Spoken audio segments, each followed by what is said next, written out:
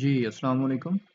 आज जो हमारा टॉपिक है वो है एम्पेयर लॉ। तो एम्पेयर लॉ क्या होता है? देखिए आपके सामने ये क्वेश्चन 5 शो हो रहा है कि state and explain ampere law and right it's integral and differential form. हमने इसकी इंटीग्रल फॉर्म भी एक्सप्लेन करनी है और साथ डिफरेंशियल फॉर्म को भी शो करवाना है। तो एम्पेयर लॉ क्या होता है? देखें आपके सामने ये एक फिगर शो हो रही है। इस फिगर में से देखें ये एक स्ट्रेट वायर है। उस स्ट्रेट वायर में से करंट जो है वो फ्लो कर रहा है, बॉटम से लेके टॉप की तरफ करंट जा रहा है। अब एम्पेयर ने ये बात की थी कि जब भी किसी वायर में से करंट फ्लो करता है तो उसके अराउंड एक मैग्नेटिक फील्ड प्रोड्यूस हो जाती है। अब अगर वो वायर वो स्ट्रेट है तो उस मैग्नेटिक फील्ड की जो शेप होगी वो सर्कुलर होगी, जैसे कि देखें ना फिगर में शो हो रहा है कि वायर में से स्ट्रेट वायर में से करंट पास कर रहा है और इस वायर के अराउंड जो मैग्नेटिक फील्ड प्रोड्यूस हो रही है वो सर्कुलर मैग्नेटिक फील्ड प्रोड्यूस हो रही है। क्लियर? और ये जो करंट होता है ये हमेशा डायरेक्टली, ये जो मैग्नेटिक फील्ड है इस करंट की वजह से जो मैग्नेटिक फील्ड प्रोड्यूस हुई है, मैग्नेटिक फील्ड जो है ये डायरेक्टली प्रोपोर्शनल है इस करंट की मैग्नीट्यूड के, यानी बी डायरेक्टली प्रोपोर्शनल है आई के। और इसी तरह ये मैग्नेटिक फील्ड जो है ये डिस्टेंस की इन्वर्सली प्रोपोर्शनल होती है। यानी मैं यहाँ से बात करूँ कि ये अगर यहाँ से लेके यहाँ तक इस पॉइंट पे मैग्नेटिक फील्ड, तो ये जो डिस्टेंस बन रहा है यहाँ से यहाँ तक, इसे अगर लेट्स सपोज मैं आर कहूँ तो मैग्नेटिक फील्ड इन्वर्सली प्रोपोर्शनल होगी, यानी be inversely proportional to 1/r।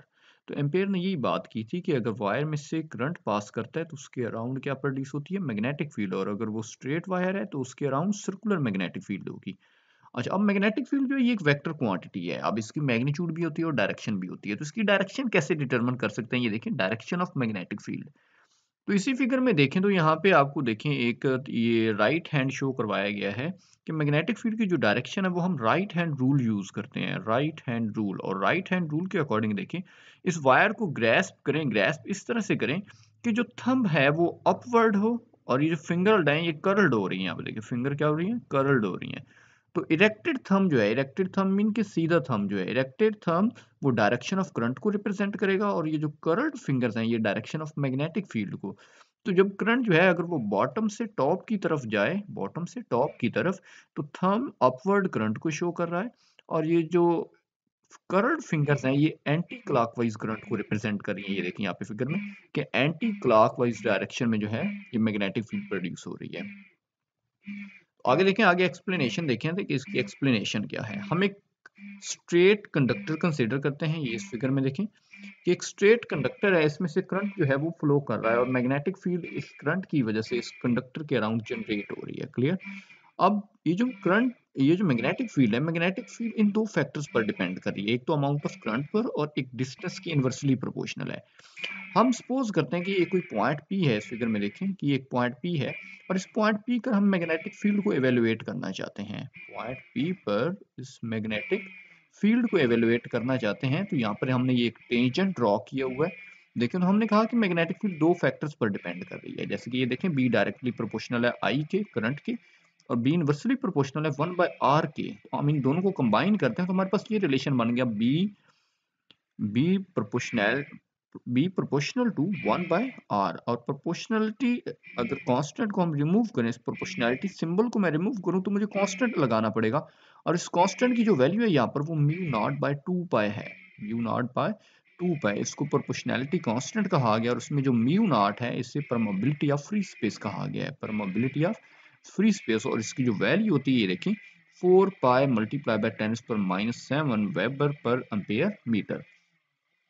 तो अब इसी अबव रिलेशन में देखिए ये जो 2 पाई r जो है 2 पाई r यहाँ पे डिवाइड हो रहा है। तो अगर मैं इसको लेफ्ट हैंड साइड पे मूव करवाऊं तो इधर मल्टीप्लाई हो जाएगा। तो b into 2 pi r is equal to mu not I 2 pi r। अब देखिए मैंने कहा था कि अगर वायर स्ट्रेट है तो सर्कुलर मैग्नेटिक फील्ड है। सर्कुलर मैग्नेटिक फील्ड यानी सर्कल एक बन रहा है और सर्कल का जो सरकमफेरेंस होता है वो यही होता है 2 पाई r। तो हम इस टर्म को, ये जो ब्रैकेट में टर्म इनक्लोज की गई है 2 पाई r, इसको हम क्या कहते हैं कि वे 2 pi r is the length of the path called circumference of a circle. यानी सर्कल का ये क्या है? एक सर्कमफेरेंस है और इसको हम रिप्रेजेंट करते हैं l से, डिनोटेड बाय l। अब जरा देखिएगा हम 2 पाई r को रिप्लेस करने लगे हैं l से, तो हमारे पास ये इस तरह से शेप, ये अबव इक्वेशन इसमें मॉडिफाई हो गई कि B L is equal to mu not I. अब ये जो मैग्नेटिक फील्ड है और ये जो लेंथ है, कोई आप एक एलिमेंट कंसिडर कर लें, उस सर्कुलर मैग्नेटिक फील्ड में से कोई एक एलिमेंट कंसिडर कर लें और मैग्नेटिक फील्ड, ये दोनों पैरेलल होते हैं। पैरेलल का मतलब है कि इन दोनों के बिटवीन एंगल जो होता है वो जीरो होता है। तो हम इसको इस तरह लिख सकते हैं बी एल कॉस जीरो, क्योंकि कॉस जीरो की वैल्यू कितनी होती है, 1 होती है। तो अगर मैं कॉस जीरो ना भी लिखूं तो ऑब्वियसली कोई चेंज नहीं आएगी इसमें। तो B L cos zero is equal to mu not I. तो ये डॉट प्रोडक्ट डिफाइन हो रही है कि डॉट प्रोडक्ट में हमेशा कॉस क्वांटिटी आती है। तो इसको हम बी डॉट एल लिख रहे हैं, और बी की भी एक वेक्टर क्वांटिटी है और लेंथ एलिमेंट ये भी क्या है, एक वेक्टर क्वांटिटी है। तो म्यू नॉट आई, तो यहाँ पर वेक्टर लेंथ कंसिडर हो रही है।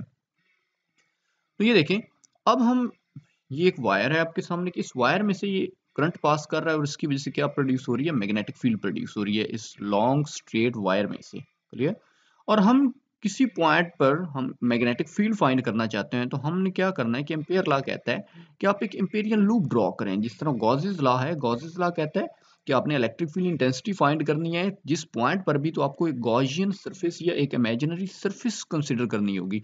तो एम्पेयर लॉ जो है ये मैग्नेटिज्म में ये कहता है कि आपने जिस पॉइंट पर भी मैग्नेटिक फील्ड फाइंड करनी है, आपको एक एम्पेरियन लूप ड्रॉ करना पड़ेगा। ये देखें, एम्पेरियन लूप जो होता है ये भी आर्बिट्रेरी शेप का होता है। तो हमने यहाँ पर एक एम्पेरियन लूप जो है ये ड्रॉ किया है और एक स्मॉल लेंथ एलिमेंट ये लिया है, और लेंथ एलिमेंट जो ये स्मॉल लेंथ एलिमेंट है इसकी लेंथ को रिप्रेजेंट करवा रहे हैं डी आर से।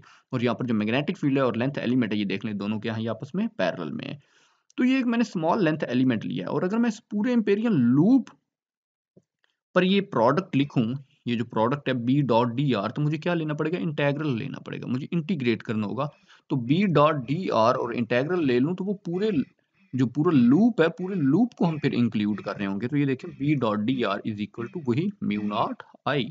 और इस डॉट प्रोडक्ट को रिमूव करें तो आप इस तरह लिख सकते हैं B D R cos theta और integral is equal to mu not I. तो ये एक एम्पेयर लॉ की इक्वेशन आ गई आपके सामने। अब हम मूव करते हैं कि अगर इसकी इंटेग्रल फॉर्म पे मूव करें और फिर देन डिफरेंशियल फॉर्म पे। तो इंटेग्रल फॉर्म क्या है, ये देखा अबव इक्वेशन जो है B dot D R is equal to mu not I. अब हम यहाँ पर आई की वैल्यू पुट करते हैं। आई क्या है, करंट है। अब करंट को करंट डेंसिटी की फॉर्म में इस तरह लिखा जा सकता है, I is equal to J dot D A. J क्या है, करंट डेंसिटी है जो कि एक वेक्टर क्वांटिटी है, और करंट एक स्केलर क्वांटिटी होती है। जे डॉट डी ए ये एरिया एलिमेंट हो गया। एरिया एलिमेंट बता रहा है कि इंटेग्रल कौन सा है, ये सरफेस इंटेग्रल है, क्योंकि एरिया एलिमेंट जिसमें होता है वो सरफेस इंटेग्रल डिफाइन होता है। तो हमने आई की जो जगह ये वैल्यू जो है ये पुट कर दी। अबव इक्वेशन में देखिए म्यू नॉट आई था, आई की जगह हमने ये इंटेग्रल वाली वैल्यू पुट कर दी। तो अबव इक्वेशन कुछ इस तरह से बन गई, म्यू नॉट आई और आई की जगह जे डॉट टी ए। तो इसको हमने क्या कहा, integral form of Ampere law. अब हम मूव करते हैं डिफरेंशियल फॉर्म की तरफ। तो डिफरेंशियल फॉर्म में देखें तो इसी अबव इक्वेशन को पकड़ते हैं, ये जो इंटेग्रल फॉर्म है इसी से हम डिफरेंशियल फॉर्म बनाएंगे। तो integral form of Ampere law वो यही है हमारे पास। अब हम क्या करते हैं, तो एक तरफ देखें, इस राइट साइड पे देखें, यहाँ पे एरिया एलिमेंट है, तो इट मीन ये सरफेस इंटेग्रल है। लेकिन लेफ्ट साइड पे देखें तो ये लेंथ एलिमेंट है, इट मीन यहाँ पे लाइन इंटेग्रल है। एक साइड पे लाइन इंटेग्रल, एक साइड पे सरफेस इंटेग्रल। तो हम इस लाइन इंटेग्रल को सरफेस इंटेग्रल में कन्वर्ट करते हैं बाय अप्लाइंग स्टोक थ्योरम। तो देखें, स्टोक थ्योरम आप इस लेफ्ट हैंड साइड पे अप्लाई करें बी डॉट डी आर पे। तो स्टोक थ्योरम ये कहता है कि ये जो लाइन इंटेग्रल है ये सरफेस इंटेग्रल में जाएगा। ये देखें, लेंथ एलिमेंट को एरिया एलिमेंट से रिप्लेस किया, और जो वेक्टर फंक्शन होता है वो कर्ल में चेंज हो जाता है। वेक्टर फंक्शन के साथ क्या लगाया जाता है, कर्ल लगाया जाता है स्टोक थ्योरम में। तो बी वेक्टर फंक्शन है मैग्नेटिक फील्ड, इसको हमने कर्ल में लिखा है डेल क्रॉस बी, और लेंथ एलिमेंट किस में चलेगा, एरिया एलिमेंट। इट मींस ये लाइन इंटेग्रल सरफेस इंटेग्रल में कन्वर्ट हो गया। अब इस ये जो इक्वेशन 1 है, इक्वेशन 1 में इसकी जगह ये वैल्यू जस्ट पुट कर दें। तो अब देखें, ये हमने इसकी जगह ये वैल्यू पुट कर दी और राइट हैंड साइड ऐसी I mu not J dot D. अब देखें तो दोनों साइड पे जो है, इधर भी एरिया एलिमेंट है, इधर भी एरिया एलिमेंट। तो इट मीन ये भी सरफेस इंटेग्रल है, ये भी सरफेस इंटेग्रल। अब हम राइट साइड को शिफ्ट करते हैं लेफ्ट हैंड साइड में। तो इनको शिफ्ट करवा दें इधर लेफ्ट हैंड साइड पे। तो ये प्लस की थी, इधर आके क्या बन गई, माइनस। और डी ए क्या ले लिया हमने, कॉमन ले लिया। देखिए डी ए हमारे पास कॉमन आ गया। अब डी ए जो है ये एरिया एलिमेंट है, एरिया एलिमेंट तो जीरो हो नहीं सकता। इट मीन ये जो ब्रैकेट के अंदर टर्म इनक्लोज की गई है ये फिर जीरो के इक्वल है। तो डेल क्रॉस बी इक्वल होगा किसके, म्यू नॉट जे के। ये देखें, तो इसी को हम नाम क्या देते हैं, differential form of Ampere law. तो आपने इस टॉपिक में देखा कि एम्पेयर लॉ की मैथमेटिकल फॉर्म क्या है, वो हमने प्रूव की है कि B dot D L is equal to mu not I. Integral जो था, integral of B dot D L या B dot D R is equal to mu not I, ये हमने इसकी मैथमेटिकल फॉर्म इसकी प्रूव की। देन हमने उसकी इंटेग्रल फॉर्म के करंट की जगह हमने करंट डेंसिटी वाली वैल्यू पुट कर दी। और देन उसके बाद डिफरेंशियल फॉर्म के दोनों साइड पे हमने उसका क्या किया कि सरफेस इंटेग्रल बनाया। जो हमारा लाइन इंटेग्रल था, लाइन इंटेग्रल को हमने कन्वर्ट किया सरफेस इंटेग्रल में, वो भी बाय यूजिंग स्टोक थ्योरम। तो इस तरह हमने क्या किया है, इस अपने टॉपिक को वाइंड अप किया है। तो 3 स्टेप याद रखिएगा, mathematical form, then integral form और देन डिफरेंशियल फॉर्म। तो उम्मीद करता हूँ आपको ये टॉपिक क्लियर हो चुका होगा। अगर फिर भी आपको कोई क्वेश्चन हो तो आप कमेंट सेक्शन में पूछ सकते हैं। ओके जी, अल्लाह हाफिज़।